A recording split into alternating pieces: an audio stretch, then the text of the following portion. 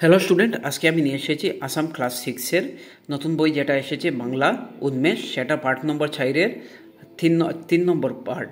ঠিক আছে, 3 নম্বর খণ্ড। প্রথম দুইটি ভিডিওতে আমরা বাকি সব কোয়েকশন ডিসকাস করেছি। এখন আমরা 8 নম্বর থেকে ডিসকাস করব। এসো ক অংশের সঙ্গে খ অংশ মেলাই। মালতী পিসিমণি, তো এটা কি কার সাথে মিলবে? কয়েকটি বিলাতি পেয়ারার চারা পাঠিয়ে দিয়েছেন, এভাবে মিলিয়ে দেবে। শনিবার জেলা গ্রন্থাগারে বন মহোৎসব সপ্তাহের সমাপ্তি সভা অনুষ্ঠিত হবে। ঘোষক বলবেন, শ্রদ্ধেয় নাগরিকবৃন্দ, আজ থেকে বন মহোৎসব শুরু হয়েছে। পবন কাকাবাবু আমাদের চুলা আর নারকেল খাওয়াবেন। জগৎ কাকাবাবুর স্ত্রী একাকাদি গাছ পাকা কলা পাঠিয়ে দেবেন। তো এক কাদি না, এক কান্দি আমরা বলতে পারি। ঠিক আছে, তো আমরা কান্দা বলি এখানে। নেক্সট দেখুন, এখানে বাক্য রচনা যেটা আছে, শব্দগুলি বহু বচনে প্রকাশ করে এরপরে বাক্য রচনা এগুলি আমরা করব।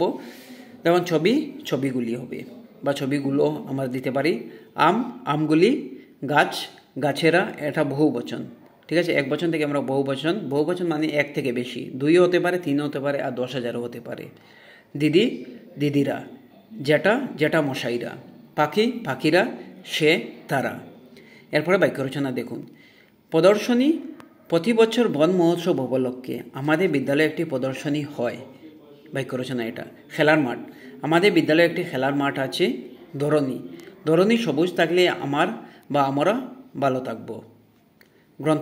গ্রন্থাগার হলো জ্ঞানের ভাণ্ডার। চারা গাছ, আমাদের বাড়িতে অনেক চারা গাছ আছে।